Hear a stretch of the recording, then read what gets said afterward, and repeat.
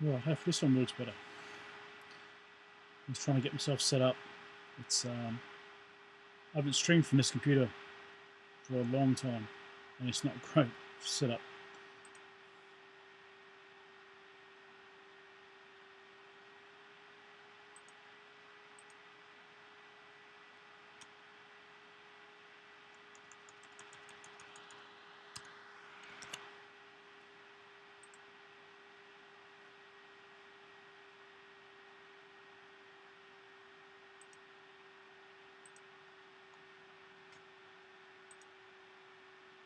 Right.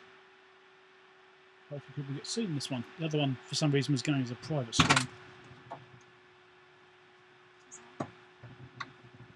I started trying to live stream. Trying to.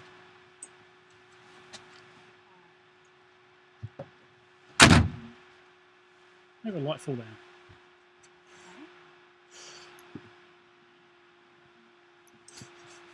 Who bought those? It's meant to be making it sticky.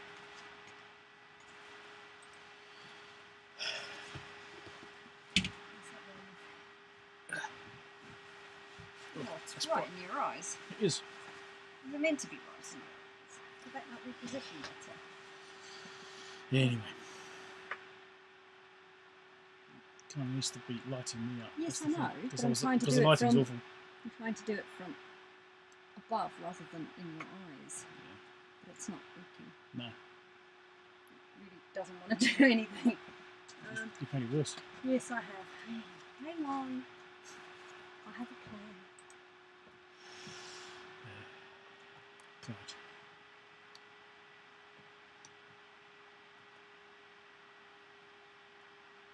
Better? Yeah, I suppose. Maybe. If it stays there. Yeah, well, it's got a glove wedging it up now. Right. So, you can have this highly mobile light, but the thing that holds the thing that makes it mobile is just going to flop everywhere.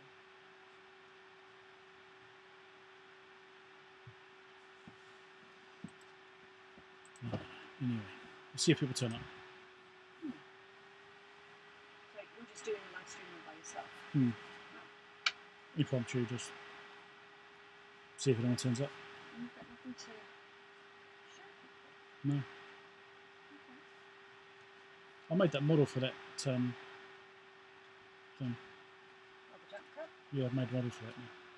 So I can have it back. Do you think you can make them? Yeah, probably. Do you know how much it'll cost? No. So if you're joining me, make sure you say hello in the chat so I know you're here. I can see who's turned up. If anyone turns up, this wasn't planned.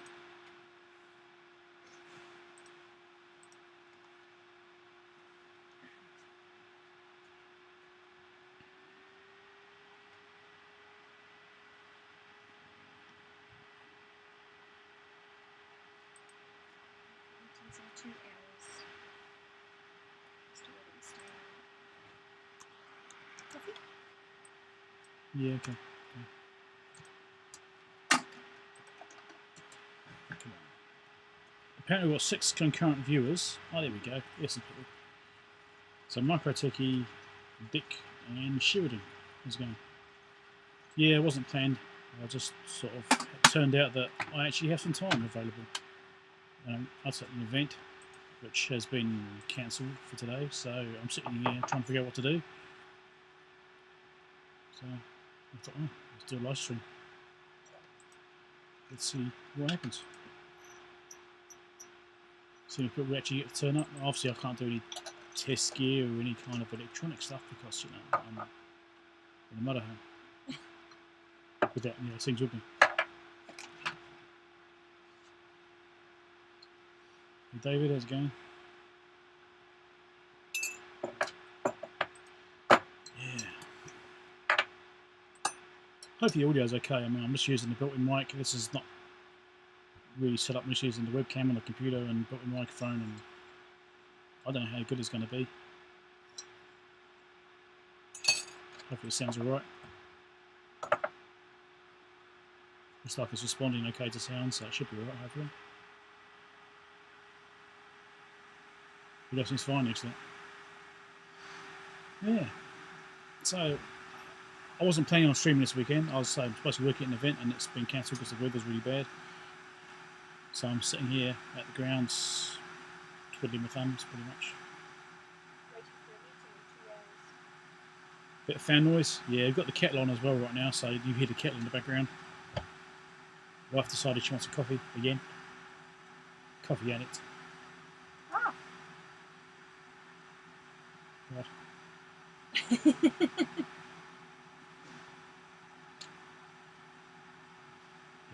Yeah, so I've had a few projects on the go since the last live stream. I was actually thinking about maybe live streaming next weekend. Potentially, anyway. I was very much thinking of that. There might be a different live stream happening now. I can't be going into details. It may or may not even happen, so I'm not going to say anything about that. But I'll probably live stream one way or another next weekend. So hopefully that's not a big deal.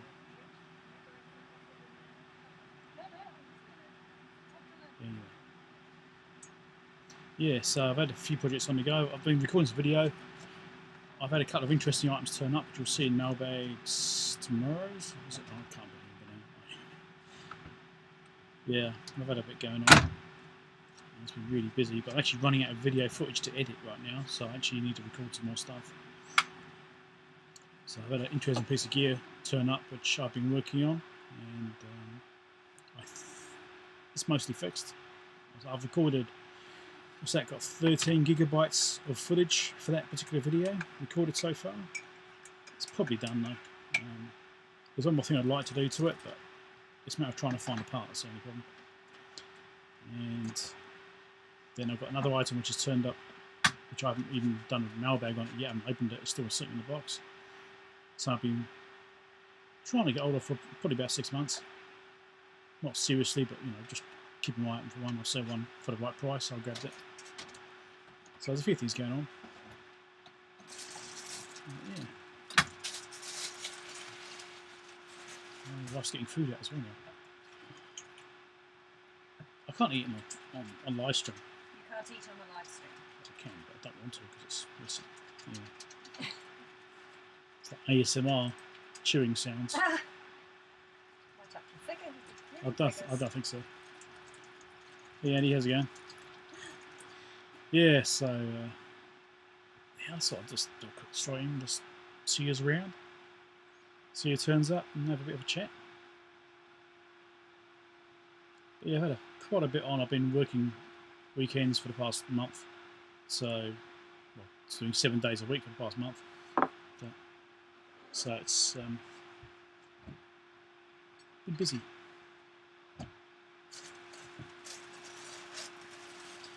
It's not the right cup. What is the right cup? It's not Danger Mouse cup, that's what I'm saying. Oh, it's the motorhome cup. Yes. Hey John, unfortunately I don't read Russian. I presume it's Russian, so I can't understand what they said. Anyway, I'm guessing it says hello. That's right. Yeah, that one. Anyway. Yes, I've been really busy. I've been trying to fix some stuff as well, and I've had a couple of things we're working on. I've had one of these ultrasonic welders I've had for, I don't know, ultrasonic welder, electrofusion welder. I've had that for a few months. I've been tinkering with that. Reverse engineered about 90% of it, replaced a bunch of parts. Still not fixed yet. It's not mine, it belongs to somebody else, obviously, and I've fixed it on behalf. And I haven't had much luck with that one. It's been a bit annoying. So yeah. So some interesting videos coming up anyway. I'll just have to finish editing. The one I did the other day, a couple of weeks ago, the power supply repair. That's done really well. I'm actually surprised.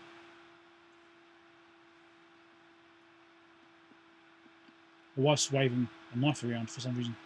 Do you want to cut it into bite-sized No, it's pieces? fine. So you're fine. Put the teeth and bite it. I'll stop waving the knife. Hey Joe's again. Yeah, I'm at an event which got cancelled, so I'm sitting here. Waiting for a I've been- cancellation for tomorrow. Yeah, basically, I'm waiting to see if it gets cancelled tomorrow as well. So I'm hoping it does, so I can go home and do something else. But yeah, we'll see. So I'm kind of stuck here really for a few more hours yet at least. So I'm sort of sitting here trying to figure out what to do. I've actually did some 3D modelling on a piece of equipment. Someone asked if I could make her a piece, but I'm sitting here. Actually, I should try and see if I can show you that. I can show you the original part. If it shows up on camera. It's this thing here. Let's change view so I can see what I'm actually showing you. This thing here, can you see it? Maybe? It's not great lighting. Yeah, it kind of shows it. It's a little cup which holds a jump on a pole. And the idea is there's a jump sits in this, and this is attached to an upright. And apparently these keep breaking. So someone asked me if I could model one up, if I could make one with 3D printing. So that's what I did for the past hour, is sat there modelling that up. So I made a model for it. Can I show you it? Let me see if I can pull the screen up and show you it. I don't know where this is going to go.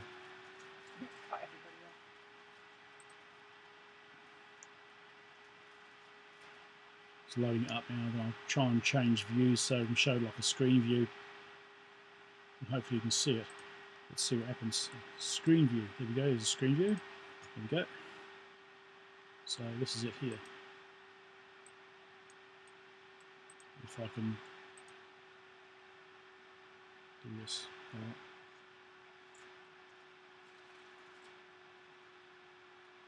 There we go. Bigger view. So that's what it looks like.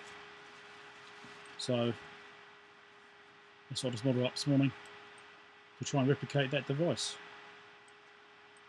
with that part. It's pretty close, I think. It's not quite right around here, and the end radius in here is not quite right, but it's close enough. It might just require a bit of sandpaper or something on the edge to take that sharp point off. But I think it's not bad. And I have to obviously go home and try actually using them. Actually try printing it out and see if it actually comes out right. Trying to print it's going to be interesting. Because of the shape, and obviously you've got to try and get the orientation so it's in the strongest planes for the printing, because it's FDM, so it's printed in layers. Less than ideal for the strength, because this thing needs to be fairly strong, so we'll see how we go with that.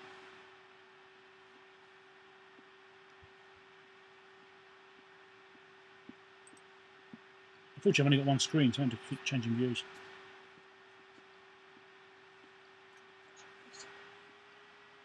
A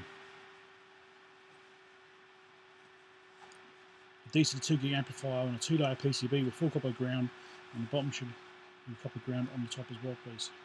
What are you talking about? You completely lost me.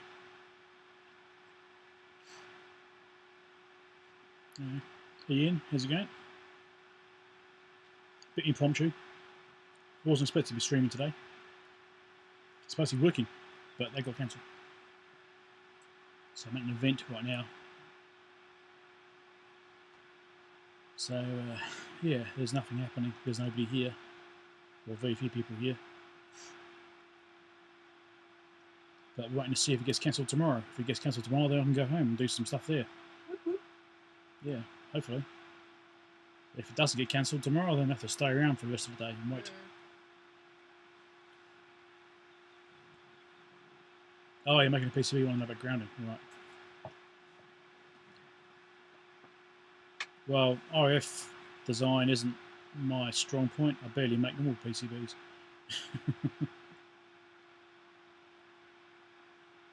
I've done RF stuff, but as far as getting the tuning and all that sort of stuff done for RF, it's very complicated.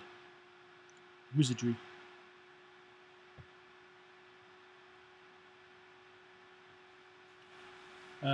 Molding casting would be better, yeah, or even the other 3D printing, not FDM, the other one. What's it called? Resin printing, resin 3D printing. That would be better for it because it'd be stronger. But I don't have one of those. I did get offered one time, actually, a while ago. And I replied to them, they never got back to me again. They approached me and then never replied.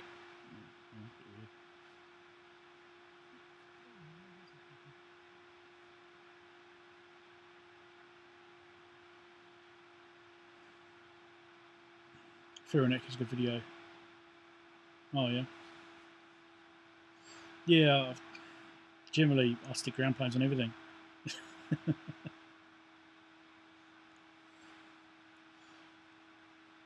Yeah, I think I overdo ground planes. I do flood fills and all sorts of stuff and all sorts of things, but when it comes to RF, you have to be careful about it because you get reflections and it effectively turns into an antenna if you get the lens to be resonant. Because you can actually have a antenna feed and a ground plane connected together, and if you get the length right, it will resonate and it works as an antenna. Even though electrically, DC, it's connected to ground. But, yeah. Hey, Dave. And Danny Vuk. It's down south, isn't it, Danny Vuk? I've heard of it. I'll Google that. Yeah, Google it for me. Yeah. It's raining. Yeah, it's raining here. That's why the event's cancelled. Yeah, I think with RF, basically, you do want to have a close ground plane with lots of wire stitching. Wire stitching is quite important, otherwise you get reflections within the copper, like within the actual ball between the two layers. So I think stitching wires down the sides of the transmission line aspects is quite important. But you also have to be careful about creating and effectively an antenna on the ball as well. Your Napier. Okay, here you go. You told us. It's that little red circle. Yeah. Okay. Halfway between Napier and Wellington, kind of. Yeah. Yeah. My wife looked it up as well. Manawatu Wanganui. Oh. Ask about. No, apparently there's a TARDIS there in Dennyville. Was it TARDIS in Dennyville?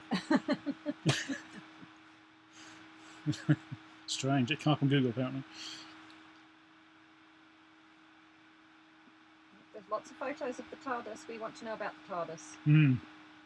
And Vikings. Did the Vikings come in the TARDIS? And Vikings? Vikings. Yeah, Dave just said Vikings too. Yeah. There you go. And the Viking. What's Vikings got to do with Dennyville? Is it Dane? Is that where the name came from? Yeah. Yeah, Danish. Yeah. Danevirk? Yeah. Daneville? That's what it'd be. But European heritage. It's Wednesday. Yeah. Let's not go We there. won't go Let's there. not go there. Work of the Danes. Work of the Danes. There we go. Right. Still, what's good with the TARDIS? Yeah. That's Town weird. founded in 15 October 1872 by Danish, Norwegian and Swedish settlers. Right. Hey, Joey. Yes, it is the weekend. It's Saturday. I wasn't planning on streaming today. I was supposed to be working. Said this a few times. People which got here early would have heard me mention that. What a bit. Is it raining? Has it been cancelled? Hey, Peter. William. Ooh. So notable resident of Dannevirke is Sir William Ian Axford, who was a space scientist. Okay. Maybe Well, my wife's giving me useless facts now. useless facts about Dannevirke. I'm trying to find out about the TARDIS. One says the TARDIS that will be Doctor Who here in the UK. Yeah. Well, it's a Doctor Who TARDIS, but it's, obviously I think there's only one TARDIS. But I'm surprised there's a picture of it in relation to Dannevirke. It's a bit weird. Joe, you give me $10 for. You don't need to give me $10. God. Thanks so much anyway, but you don't need to. You already contribute enough. And I think you've got enough to deal with already, with your house being wrecked. Did you get your GoFundMe sorted out?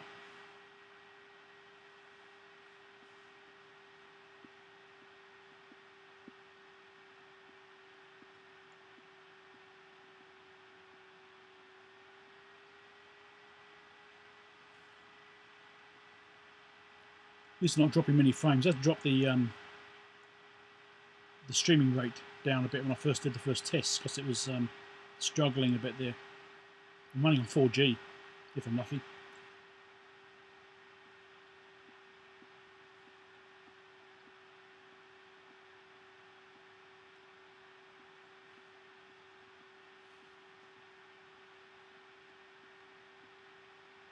Right, there was no explanation for the TARDIS. No explanation for the TARDIS. Okay. It's a It will mystery. forever remain a mystery. Maybe it'll just vanish. Yeah, it is raining. That's why the event's been cancelled because of the rain. Although it's actually stopped. It's kind of stopped for a while now. Which makes me worried because if it keeps raining, the event should be cancelled tomorrow. If it stops raining, it might be good enough to do the event tomorrow. Which means I've got to hang around all day.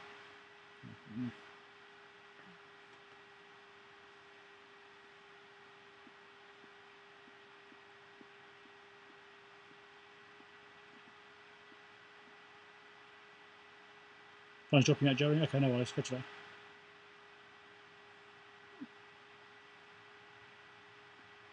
No, not in the backyard. On parts at a sports grounds somewhere in a mystery location.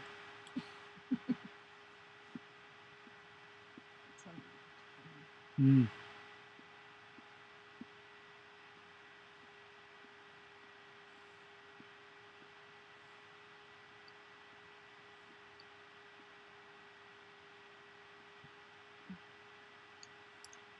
Yep, Paul, that's right. TARDIS. I'm familiar with TARDIS. Watched many episodes of Doctor Who. Though I'm not quite sure the current ones are the same level of quality. I don't know. Probably higher budget, but not necessarily as intriguing, I suppose. As interesting.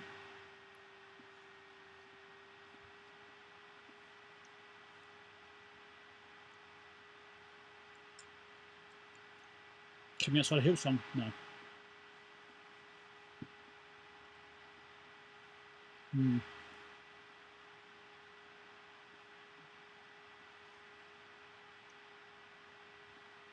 Was it Peter Baker, wasn't it? The original one?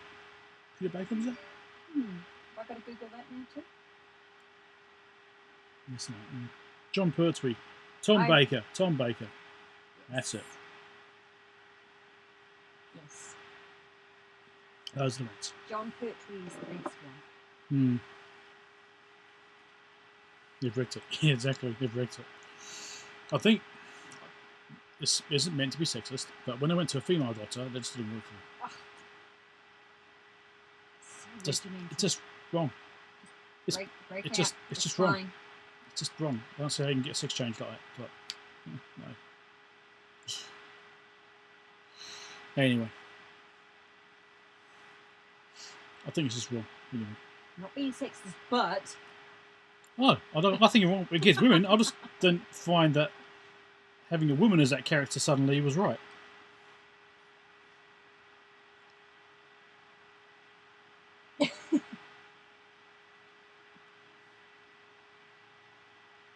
Yes. Went a bit wrong after Tom Baker. Yeah. Who's that other one I liked? Scottish guy. I've forgotten his name.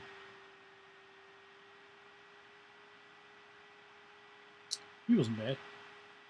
It's probably about 20 years ago. Maybe 30. I don't know. Something like 20 years ago, maybe. You mean David Tennant? Yes, David Tennant. I thought he was alright. But after that,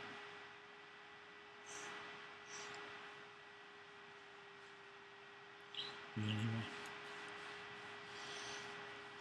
Yes. So yeah, I've been doing quite a bit recently of things. Hey Johnny, how's it going? What was I going to say now? Oh yes, I've been working on a multimeter, which you can blame Ian for. Ian's fault. He emailed me about this multimeter and spent a lot of money. I bought 3 things at once at the same time. So 3 things I was watching out for, they all come up at the same time. And so I think you guys probably seen it anyway. I think Monday mailbag, I mentioned it. I spent too much money.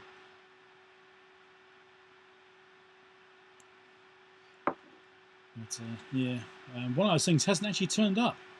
So I've got two of the things I purchased. One of the other things seems to have not turned up. If away Capaldi, I don't know who Capaldi is. But yeah, one of the items didn't turn up. No, there's no tracking information for it from the seller. They had listed a bunch of these things on eBay. All of them definitely different units, so they actually had a bunch of them. Not just the same one listed over and over again, which happens. You have to watch out for that. And this item never arrived, so I ended up getting money back from that one at least. But I would have liked the item.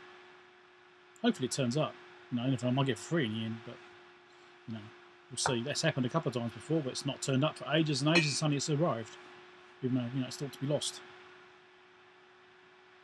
We'll see what happens. Next purchase, solar panels. So right now I'm in the motorhome running off solar power. So no, already am. On a rainy day. On a rainy day. With broadband internet.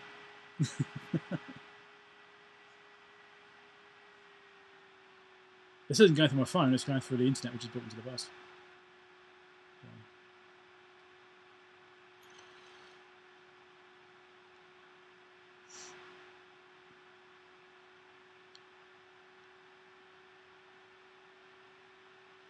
Yeah, no worries, Paul. Yeah, that Fluke's been going quite well actually, that view.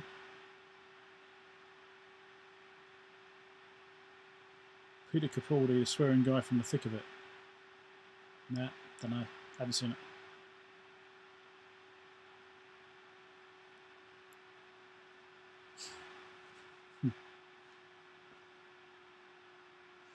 Oh,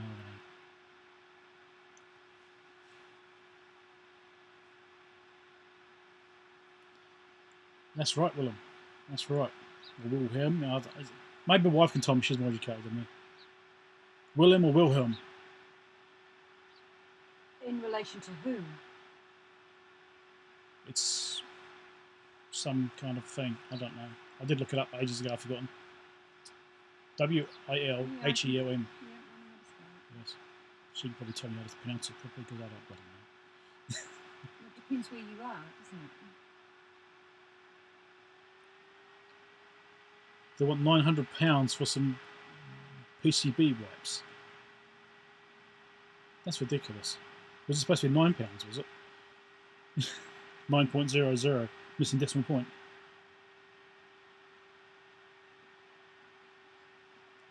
The secret location will not be revealed.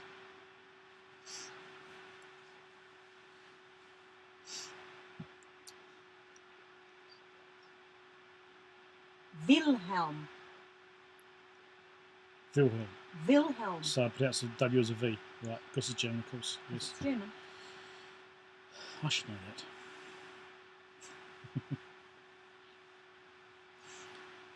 That's not good, Ian. Anyway, yeah, £200 import duty. That's ridiculous. No, not in Florida. Joey, who was on here before, he's in Canada, and he actually got hit by a storm, and it messed his house up apparently. So.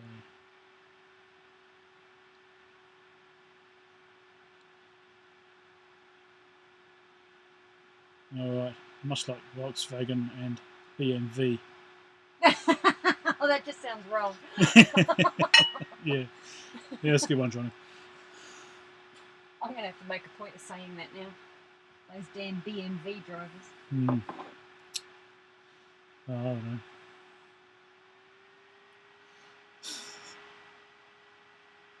Yes. Anyway, so yeah, Joey he got hit with that storm and it's messed his house up apparently quite badly.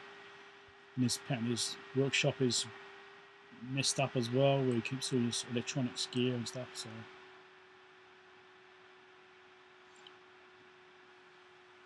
289's production many years and still a good meter. Yeah, it is a good meter. I actually quite like it. The display is very good on it. It didn't look as good on camera when I was doing the video because I had the screen protector on and that was making it look a bit worse for a start. But with the backlight on, it actually looks really good. I quite like it. Seems reasonably fast, good features. What other thing I liked about it is you could do AC and DC measurements at the same time, which is really helpful. I was doing that yesterday on something actually. And I've got a couple of the meters that can do that as well, but that one is probably the fastest for doing it. I've got my Siglent bench multimeter which can do it as well, but it actually switches between the two, sort of you hear it clicking. So it's going AC, then DC, and AC, and DC, and it displays them both at the same time. So it measures slower. Hey Tom.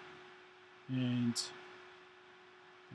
yeah, this thing is just, it just seems to do both pretty much simultaneously. It's really good.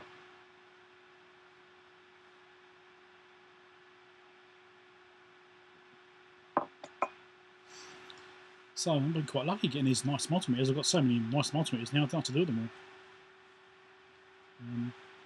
Joey keeps on prompting I should send him one. He's after one of my Bymans for a while. Now he's after the Flukes.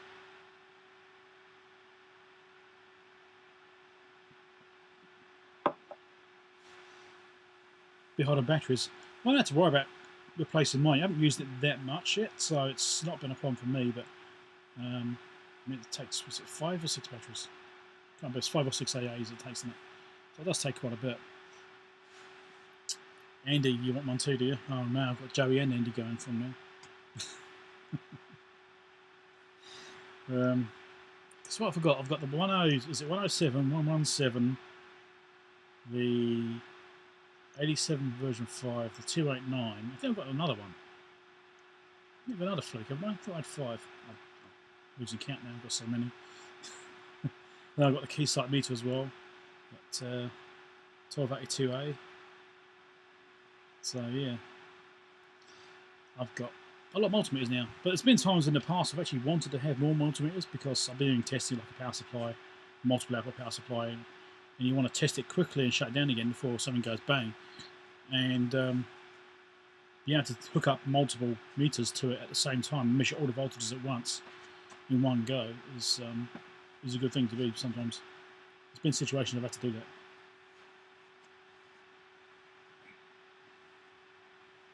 Fluke 79. Oh yeah.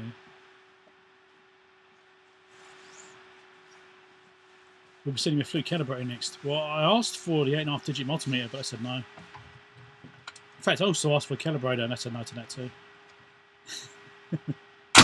I did ask. I thought, what the hell, let's try.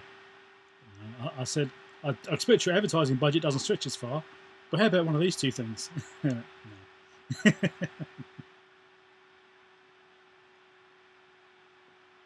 Yeah. So I did ask for an 8.5 digit multimeter and a calibrator, but unfortunately not.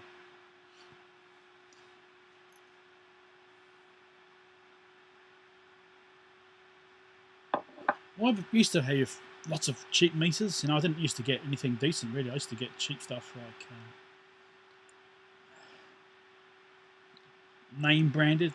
Wasn't really a thing. It was like store brand stuff. Like J-Cars had a brand called Digitech, and I'd just buy those, like the better one of them. But you know, they did all right for years. They're fine. You don't necessarily need a top-end meter for anything. Just nice to have. You want the ruggedness and safety aspects that come with them.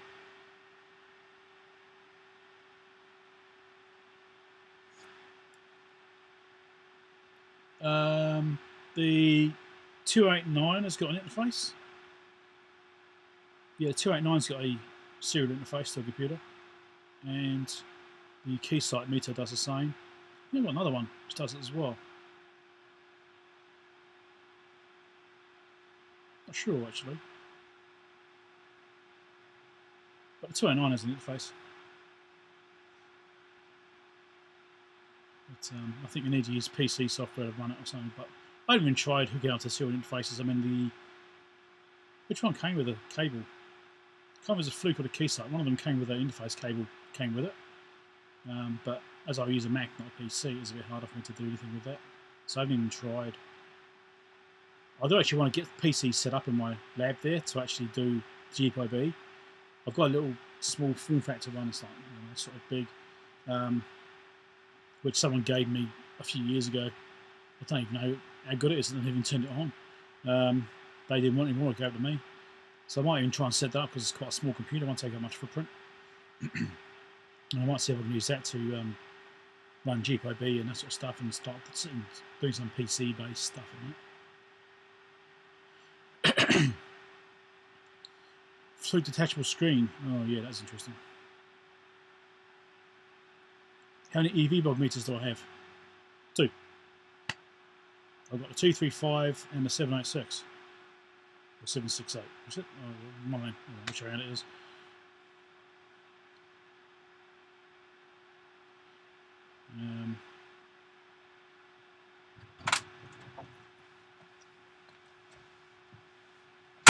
Sorry.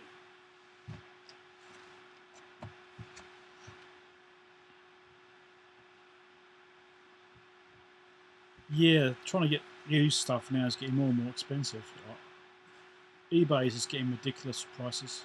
You know, you spent these things that are broken for $4,000. It's like, really, what planet you on? You know, you're going to take a gamble for $4,000 for something which you can get working for 5. I don't think so. It's getting ridiculous, really.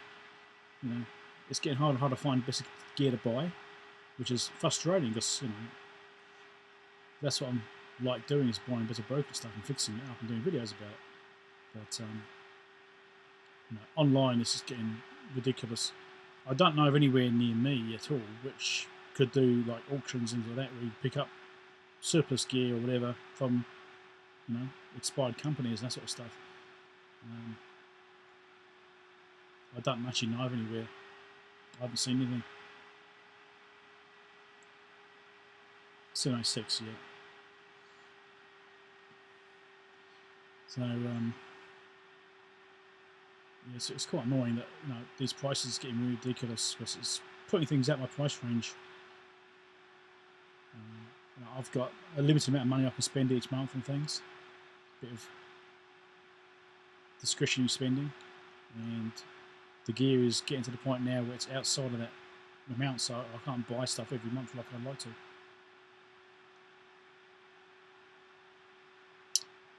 Tom, if you're asking me that question, no, I'm not Australia, I'm New Zealand.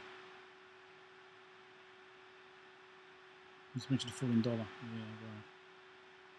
But even, you know, you got the shipping costs which have gone through the roof, then we got the item costs which are going through the roof. It's just getting ridiculous.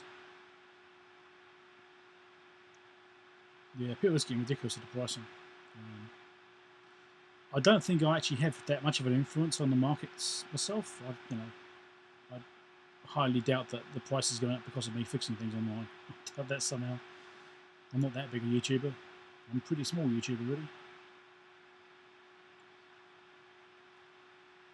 Yeah. There's only a few of us which actually do repair stuff. There's not many of us that buy things and repair them in videos. It's not that I've found. There's not many. Comes to test gear, at least.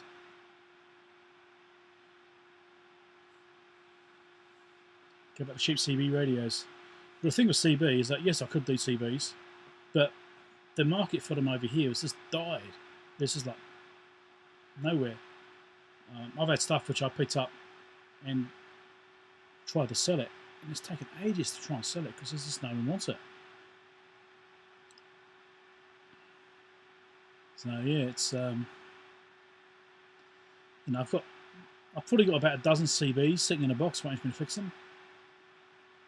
And the last one I tried to sell, which I thought was worth a lot more, I got about half as much as I thought it was worth, because just no one was interested. Just no market for it.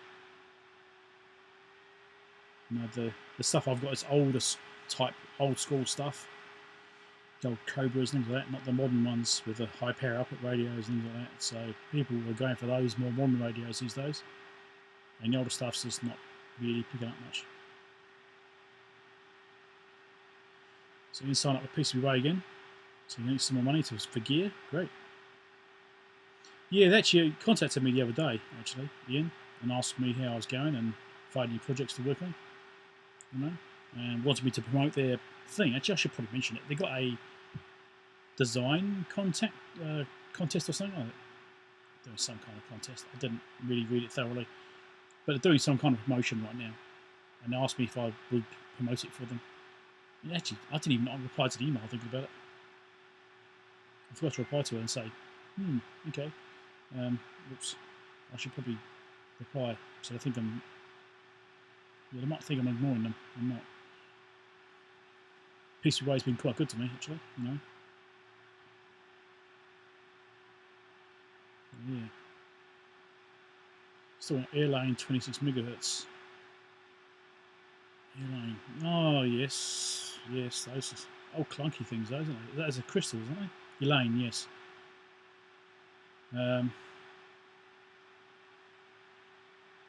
Try again for 20, 30 years. Yeah. Yeah, things come in phases, don't they?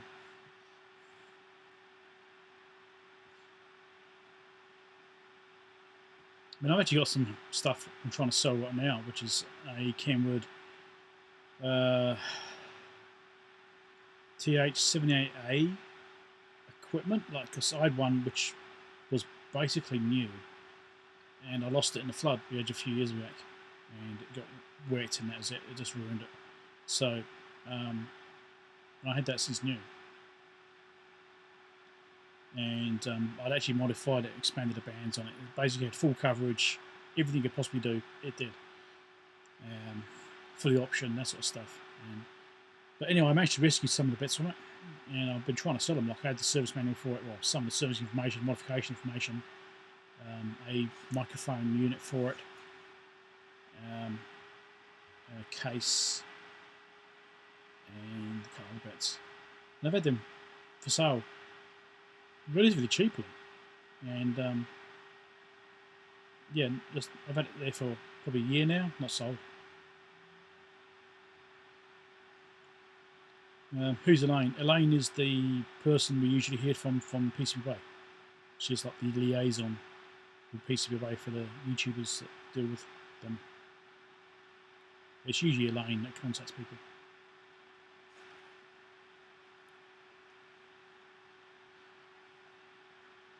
So yes, hopefully that explains it. So if you want anything from PCBWay, like get some boards made, you know, we'll basically submit an order to PCBWay, and they'll do the boards, and just email Elaine and say, hey, I've got these PCBs I want to get made, give them the order number, and they let it through without having to pay it. Yeah. Obviously, only if you're a YouTuber which is doing sponsorships. You can't just do that if you're not. It won't work that way. Yeah. I think I've seen those airline radios. I think I've seen some. I've seen a few, like some. What's the word I'm looking for? Junk shops. I don't know. What's the word? I can't think of a word now. Anyway, I've seen them around, but I've never really had interest in them because it's not the sort of thing I'm interested in. How radio's totally dead? No, it's still going. But yeah, it's still. Radio here is relatively quiet, really. I used to do a lot of CB work. I used to do a lot of it. And it's just died over the years, getting less and less and less. I've had a couple of people contact me, actually, in the past year. I think I've had 2, maybe 3 people email me asking about radio stuff. But each time they've emailed me, I've been really busy. I'm just not even bothered even replying to them. It's like, I ain't got the time for this. And yeah, so these people which I actually did a fair bit of work for, actually, I probably should reply to them. Been a bit slack. But yeah, I just haven't had the time, so I didn't bother. Yeah, it's not. There's no money in it. I used to do it because I enjoyed it, but now I'm doing this because I enjoy it instead. Yeah, I think it's basically truckers only. Yeah, truckers in the UK don't use TV much these days. Oh, okay, yeah, it's all PMR now, isn't it? PMR on cell phones. mean, once cell phones came along, then yeah, that kind of killed it, didn't it? Hey, 40 House, how's it going? Cell phones is what killed it. If cell phones had never come along, CB would still be going. I remember seeing a cell phone, God, must have been 20 years ago, and it had a push-to-talk thing on the side of it. So it's like, it mimicked a CB handheld. It's like, oh, really? It didn't do well. It didn't make sense to have that on a cell phone anyway. Don't remember what it's called now. I remember seeing it.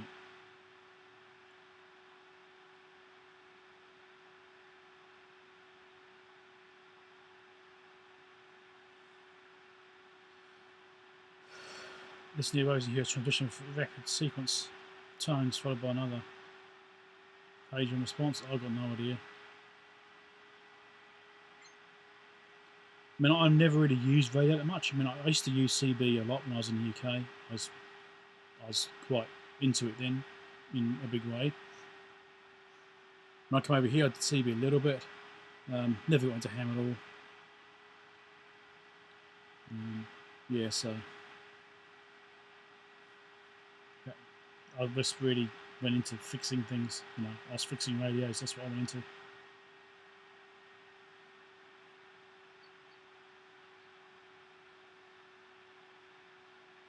Slow scan TV, oh yeah.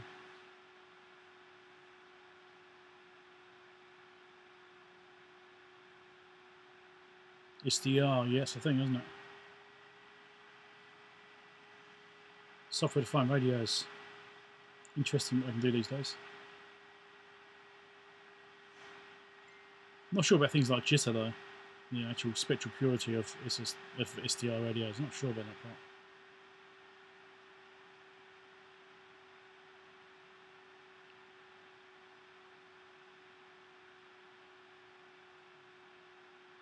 Is there a beep? Roger beep. Yeah.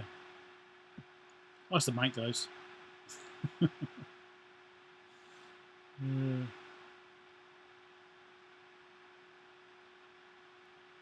Yeah, the old brick phones and the car phones, yes. Those come a long way, certainly. A mate of mine used to have one. He thought it was all that. Bit of a yuppie, as the term used to be at the time. He had this big box in his car with a phone on top of it. He used to make a big fuss of it. And he used it to try and pick up girls. I don't know how accessible he was. I don't know if it worked.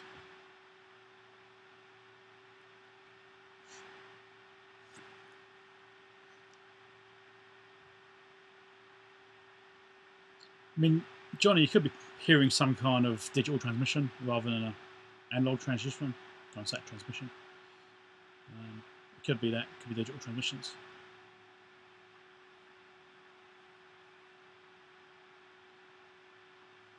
CDCs, I thought those were subharmonic. I think it's something else. So you can't really hear them. Is that right? Am I thinking something else? I probably think something else.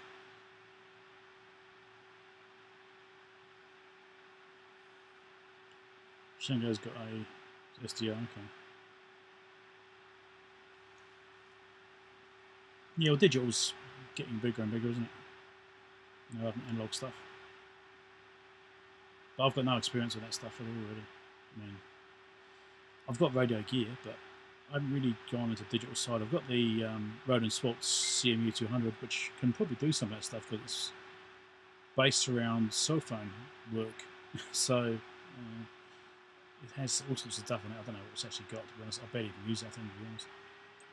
I really got it for the using as a spectrum analyzer and RF signal generator when needed. Mostly for a spectrum analyzer, that's what I mainly got it for. It sits on my shelf, constantly powered because it's got a ovenized oscillator in it, and I probably don't turn it on one month to the next. I turn it on occasionally, not often.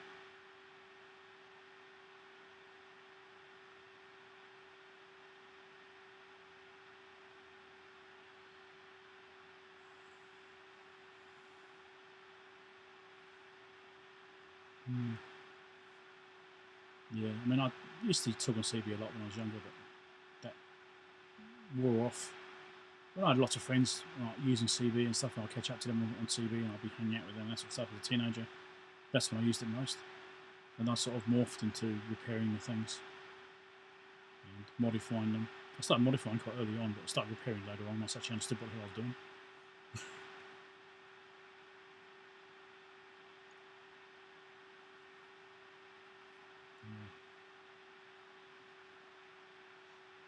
Yes, radio is definitely dying. CB handle is mighty mouse. You heard that handle used a few times actually. I've used it. I've heard it used a few times. Different people using it.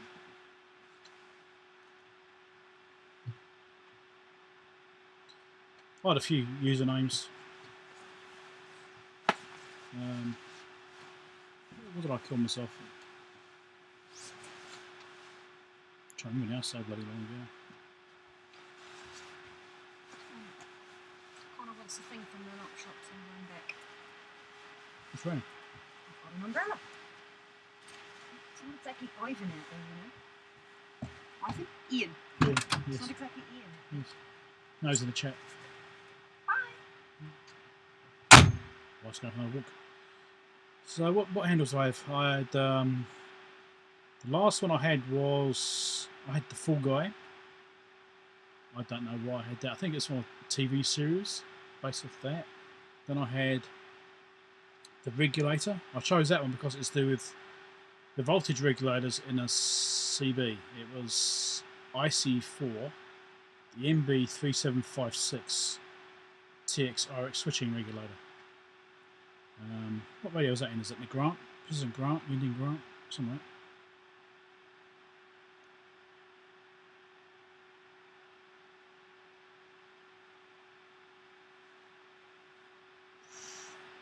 that. Yeah, the regulator is the last one I used. That's a long time ago now.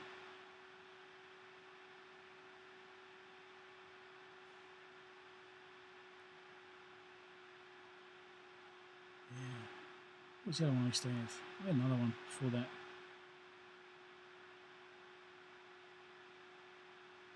God, I don't know what it was.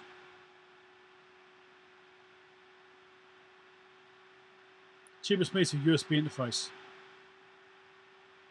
Good question. I don't know. Maybe somebody else knows.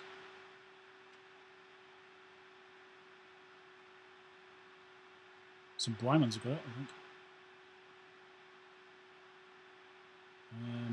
There are some other off-brands. There are some off-brand ones which have got them. Can't think of what they are now.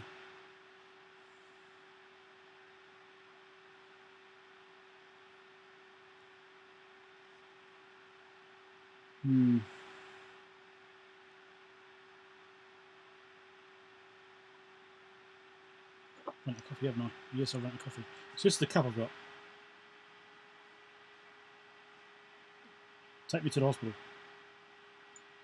It's a branding thing from the Prodigy band. One of their cups. Hey, Helmut, how's it going?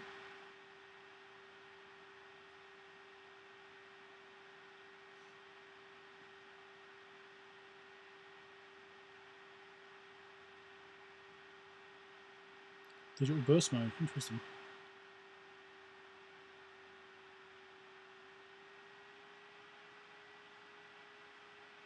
Is it Arduino?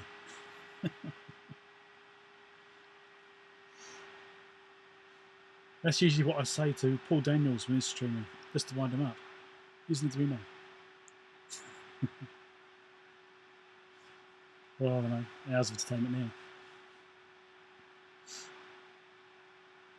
Oh, do I have to give? I can't remember what videos I published. I've had so much bloody going on. What's the videos I published? No, I don't think I've actually revealed one of the things yet. No, I need to go and look. I'm trying to think of something. I need to see what I've actually said. I don't know, be giving out spoilers. Just trying to log me in. I don't log in. Yeah.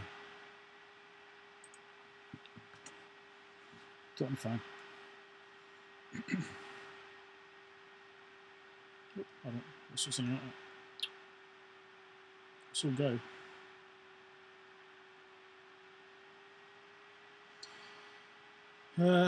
Big projects. Well, I've got some repairs I'm doing,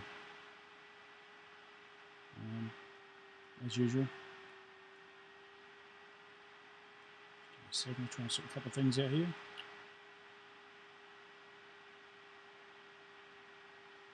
I was trying to see what I've actually published, because I can't actually remember if I've shown the video or not, because I don't want to do a spoiler. So I'm just going to look up now once I've finished sorting everything out. Right. What did I say in this video? Let's have a look.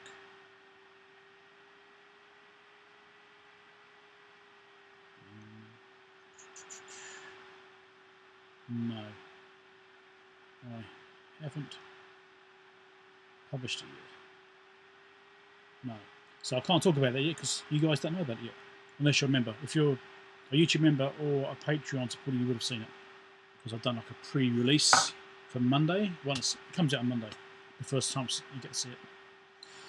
So I can't talk about that yet because it'll be. You go to the Bryman, yeah. I can't remember which Bryman it was. Where's the Bryman that's got it? I've got the Bryman 869S as well. I think that might have it, but that's a pretty expensive meter, that one. But you have to sort of just have a look. I know there are some off-brand meters which do it. So, it doesn't have to be brand name. There are other things that do it. I'm just trying to think of which ones do. I've seen something, I just can't think what it was.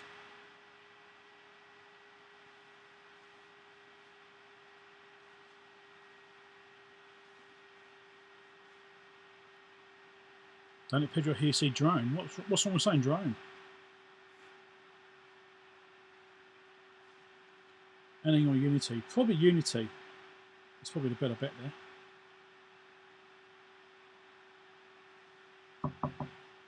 Oh, hold on, give me a second, people. I'll just got to change this. Let's mute this.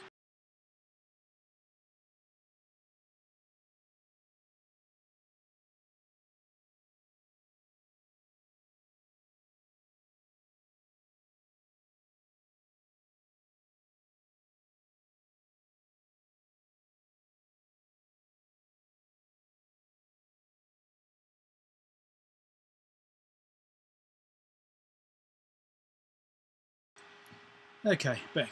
Someone looking for a wife.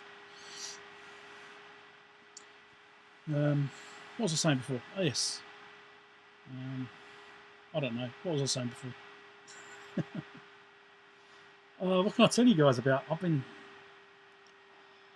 Whilst I've done these reviews, I think I'm out of review items. I don't think I've got anything else to review now. There was supposed to be something else came which hasn't arrived. There was something coming from Banggood, which they tried to send me 3 times, and it kept on getting sent back to them. So that's not turned up. That was going to be I think it's an oscilloscope. Or something like that. It might have been a multimeter, a scope multimeter or something like that. I can't remember exactly what it was now. Might have been an oscilloscope. It's so long ago, that was like 4 months ago I just asked that one. Banggood X China, yeah. So yeah, they normally don't have problems sending stuff to me, but this time, I don't know. I had problems with Banggood with the representative I deal with was getting very slow to answer my emails. It'd take like a month. I'd send an email, it'd take a month before they'd get back to me. And so it's like backwards and forwards. I'll say, can I look at this? And they go, no, we haven't got any stock or whatever. By the time they look at it. And then, so that's frustrating. It took months to get an agreement on something, and then just started getting something sorted out, and then they changed roles or something, and then I had a different rep, and then my budget changed, and my budget went back down to bloody nothing. It's like, really? Come on, I've been dealing with you guys for months, years and years, and so the budget should be bigger than that. It has been, and so I managed to get the budget put back up again. Because when you get a new rep, they start off low and bring it up, depending on your history. So, yeah, then they haven't been able to send it to me for some bloody reason. I don't know. Have 3 things sent back to sender, things falling apart. Yeah, I've had things like AliExpress disappearing as well, getting sent back. I've had that same problem too. It's a bit frustrating. The Bryman 257's got a port for USB. Okay. Yeah. So you got different interfaces. You got the the infrared interface for doing like a raw serial, I think. Also USB interface as well. I'm sure there's other ones.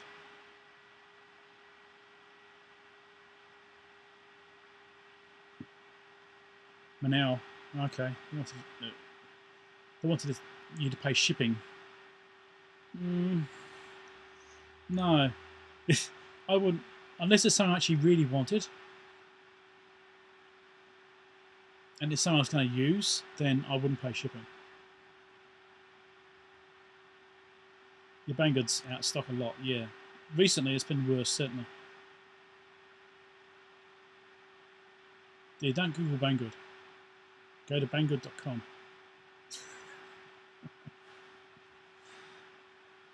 Yes, that's 2 G's.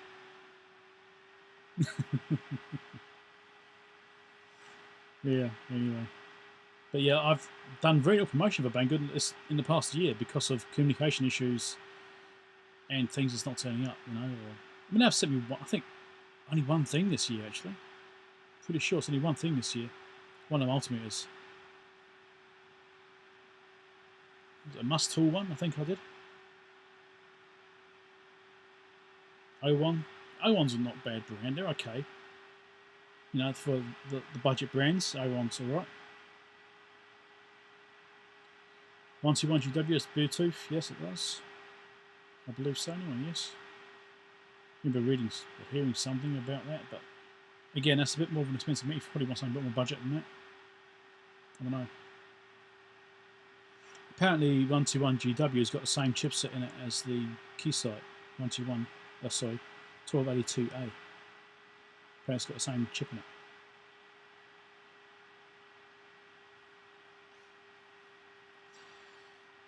Yeah. Yes, anyway. Okay, Tom, thanks for dropping by. Good to see you here.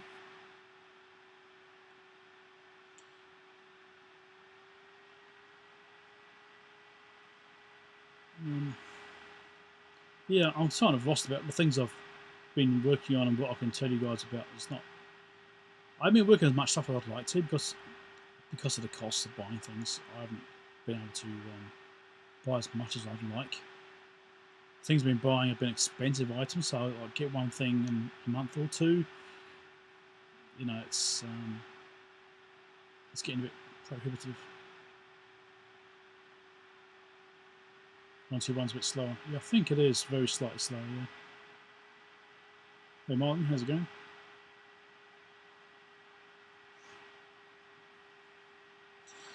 Yeah, so we'll see how we go with that stuff, but I've been limited. But I've been doing some videos, but it's all half done. I've got a whole bunch of half done videos, which is frustrating because I want to publish something. I've got a couple of things I can do. I was actually going to do some video editing today, right? But I'm in the motorhome here, and I've tried to download off my NAS at home on this computer here. I'll try and download it from the NAS, and it's going absolutely slowly. It's crawling. I don't know something about this particular location or what, but I was only getting like 100k per second download. And when I've got 13 gigabytes of video to download, just to edit it, it isn't going to go so well. So even the upload's struggling a little bit here, but yeah, it's a bit strange. No, not fixing the RV. I did that the other day. Did that a week ago. My shoulder's still sore from the result. It's a bit awkward to reach the things I was working on because I've got this electrical system underneath the bed, which has got all the like the bus house electrical system, as it were. Right. I've done some work on that because it's got like a big storage area underneath the bed. It's just down the side of that on a panel, and it's a bit awkward to access because I didn't really design it well enough to be accessed. And I was in there for 5 hours trying to sort something out. My shoulder popped. I was in there, felt it go clunk. It's like, oh, that's not good. And it's never been right since. It's gradually getting better, but it's still a bit sore. So, Abelski, how's it going? Yeah, I'm at an event which has been cancelled. So I'm supposed to be working at an event this weekend, and the weather has meant it wasn't good enough to work in. So the event's been cancelled. Hence the secret location thing. And I'm still here because it's supposed to be a 2-day event. I'm supposed to say it's 2 events back to back at the same location. And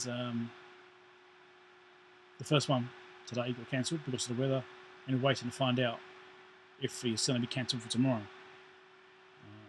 We won't know until a bit later on. But once I know,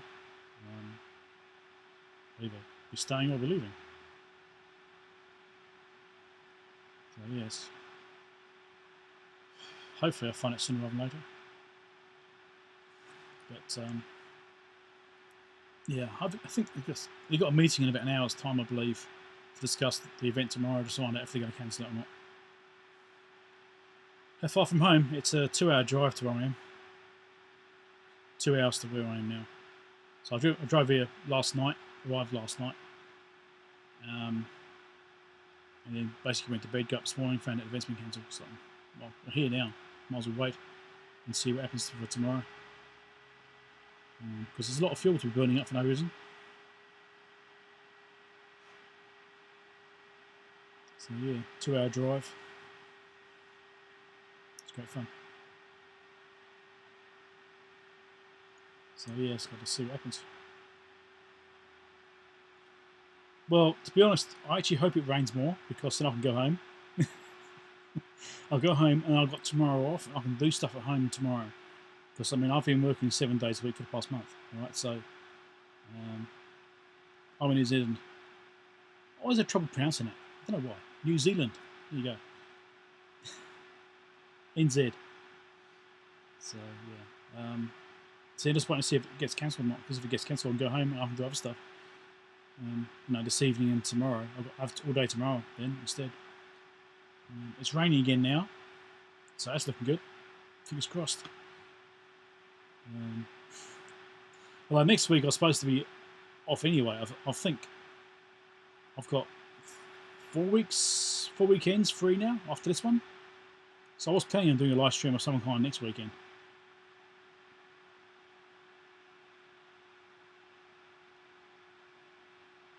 Yeah. So we'll see what happens. So I thought I'm sitting here trying to figure out what things to do, you know. So I did that little 3D design thing of that part, which someone wanted to have duplicates made of this thing because they keep breaking. These are injection molded. These are, I think they're polypropylene.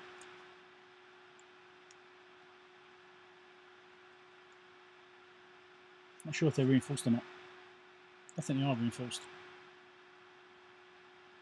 It's polypropylene anyway. Yeah, but apparently they break, which is surprising because it should be pretty tough. Pissing down Brony Gale. Well, it's pissing down here now. It's started raining heavier. So, yeah. The more rain we get right now, the less likely it is to run the event tomorrow, which means I can go home. Problem is, if I don't go to the event tomorrow, we don't get paid. But we get paid for our journey here. It's not our fault that they cancelled, so we'll just get paid for travel, at least. But still.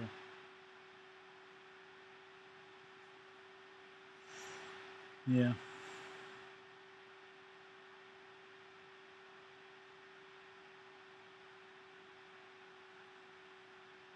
Well, full way, if you want to start a channel, just do it. I mean, don't second guess yourself, just do it. Seriously. You know? Even if you do one video every 6 months, doesn't matter. Just do something. You know? YouTube needs more electronic creators.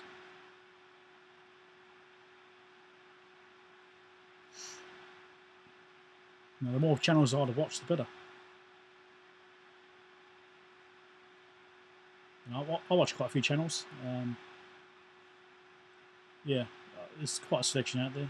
But a lot of people, which I used to like quite a lot, they've actually stopped creating content. They've just dropped off the face of the earth. One guy, TG Soapbox, he does some quite interesting stuff. He stopped for a while, and he started making some content again recently. So if you're not familiar with TG Soapbox, go and look it up.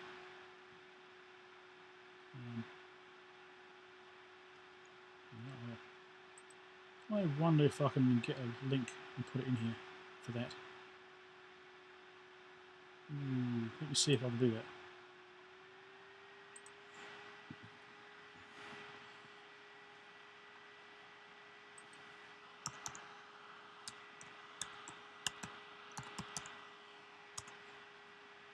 His name's Tony. Here we go. I'll chuck it in the chat. He does some interesting stuff, does test gear repairs, stuff like that as well. So you guys will probably find it interesting.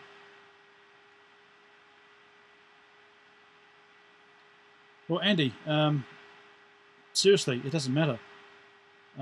If you look at my very early videos, they were atrocious. I mean, I'm not saying what I do now is good, but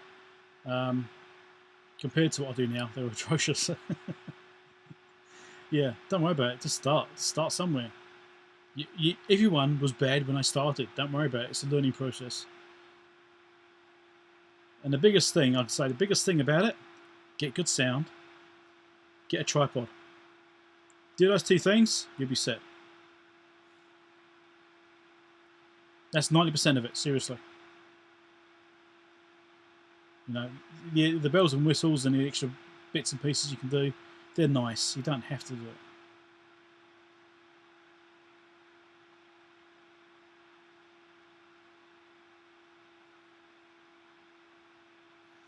I don't know, Dave's quite a varied content maker. He makes lots of different things. So, as a YouTuber, okay,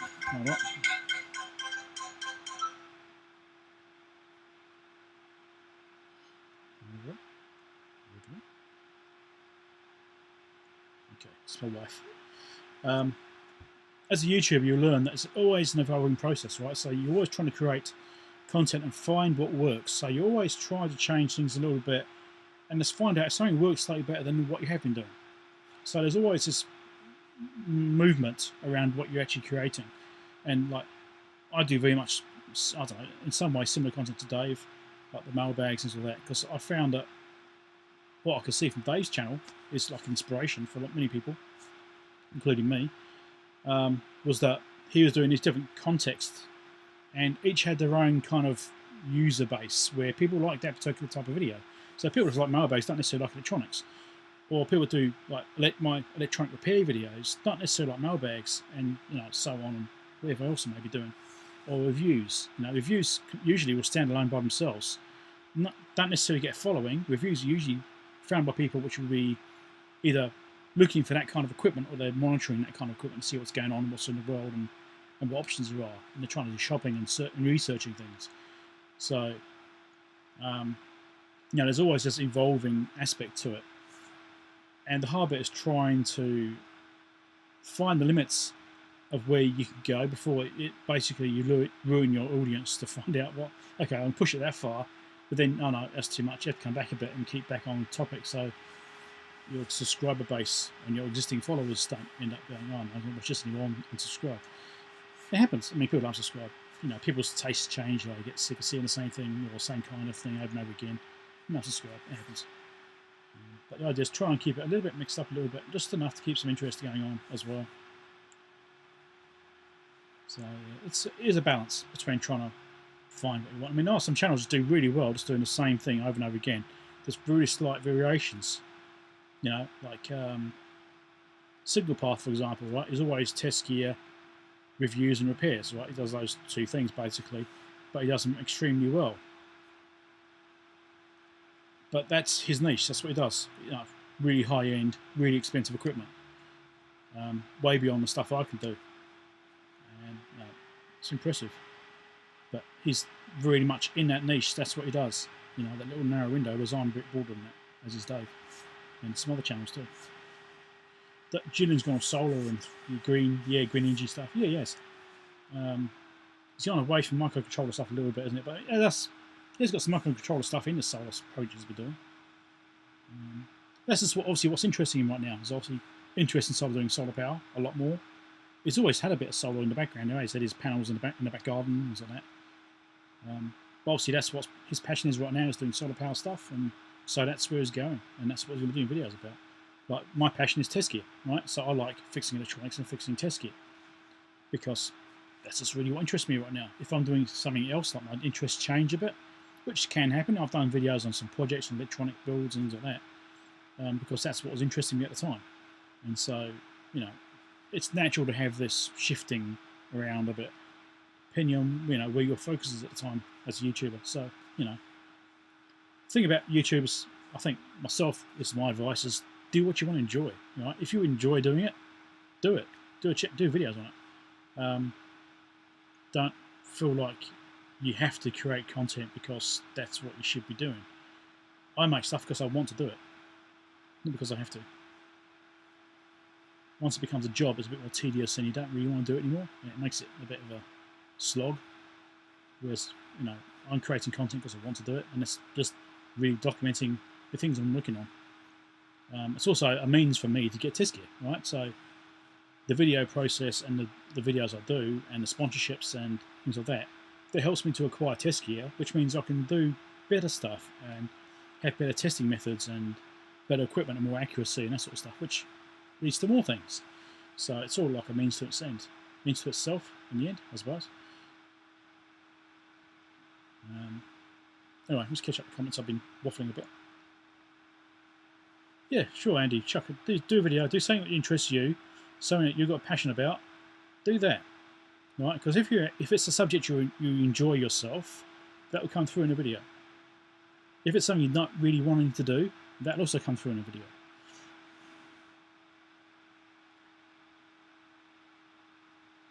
Need more capacitors? Yeah, I'm getting low on capacitors. Actually, no, I'm not, but I should probably buy some newer. When she finished the vocoder? Yeah, you have to wonder about that, actually. What happened to that? I think you got like 3/4 of the way through it, didn't he? And he's kind of gone off into something else. But you get like that, eh? You get tired of a project and you move on and you come back to it later on. I do. That happens to me as well.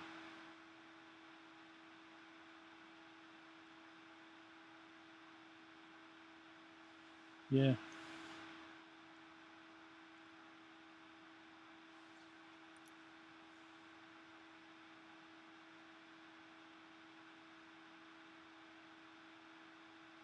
Yeah, I mean, like I said, whatever interests you, whatever you got a passion about, do videos on it. You know, YouTube is also a challenge in that to get an audience, sometimes it will just flow naturally. You get an audience quickly and easily, right? Depends on your subject matter, depends on how widespread interest is in that particular subject, right? More mainstream things will just take off really quickly and be fine. Niche stuff, really small niche stuff like I'm doing with the test gear repairs and things like that, really small audience, takes an awful lot of effort to get anywhere with it. So it takes a long time. So even if you do videos, don't stress about the fact you might only get 10 views or 100 views or whatever it is, whatever you maybe get, right? It's just the way it is. Once you get some people which find you, they might tell somebody else, and they'll tell somebody else, and so on. It will grow. And once you've got some interest on there, and you've got some kind of basis that YouTube has some reference point, right? YouTube has to have a reference point to know how to direct people to your videos. They need to know what your video is about, what kind of content you're making. And the more videos you do, the more reference points YouTube has to reference to. And so it knows what people are looking for, and it will match them up to you. So don't forget, YouTube isn't about finding an audience for your videos. YouTube is about finding videos for an audience. It's the other way around, right? It's all about the viewers.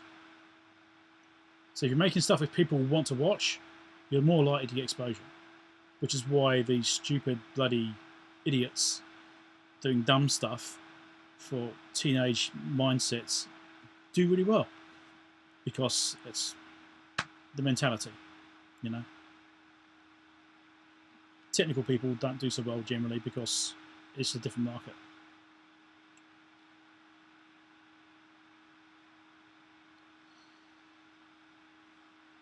Dream of meaty in-depth repairs, yeah, indeed, so do I. I mean, I like them, and I think The last tough one I did was the Datron calibrator.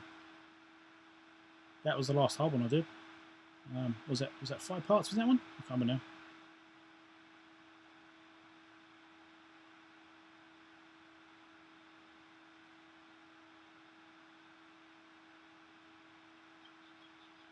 Lots of big capacitors.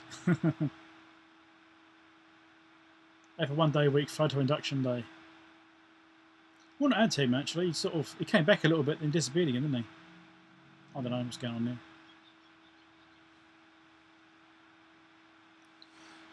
I think he's just got a busy life. As happens. I'm sure other YouTubers have dropped off the face of the planet because they just got busy. You know, it's a hobby. YouTube is a hobby, don't forget. In most cases, very few people do it as a job. So, yeah. But it's all about making sure it's something you enjoy doing. You know, you have to enjoy the videos you're making. You have to be passionate about it. Otherwise, it will become tedious and boring and frustrating, and you just won't want to do it. So you have to make sure it's something you're going to enjoy. He's a bit lower upper. Yeah, he is. Yeah, magic smoke to the max. Make it pop. Yes. Yeah, anyway. Yeah, I've been watching for stuff. I mean, I'm actually now really wanting to get something like an HP 3. What the hell is the model number now? Ian, what's that thing called? The 8.5 digit model here. 3458, is it? I can't remember now.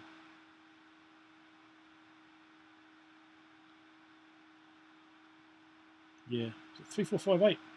The 8.5 digit multimeter, the HP one. I mean, Agilent, Keysight, whatever you want to bloody call them. I wouldn't mind getting one of those now, actually, but yeah, 3458A, thanks. I think I'm well into Voltnut territory now. I've purchased a whole bunch of reference resistors, like proper standalone. You probably have seen it in my bag a couple of weeks ago. Yeah, bunch of those, and I want to get some more standard capacitors. I would like to get something like a 10 microfarad, 100 microfarad value. The biggest I've got is 1 microfarad. I'd like to get some bigger standard caps. I think I'd like to get some standard inductors as well. Things like that. Say you got references to compare things against. Inductors I think are less important because it's only really for doing like LCR meter comparisons or reviews maybe. Otherwise, I don't have much use for them, I think.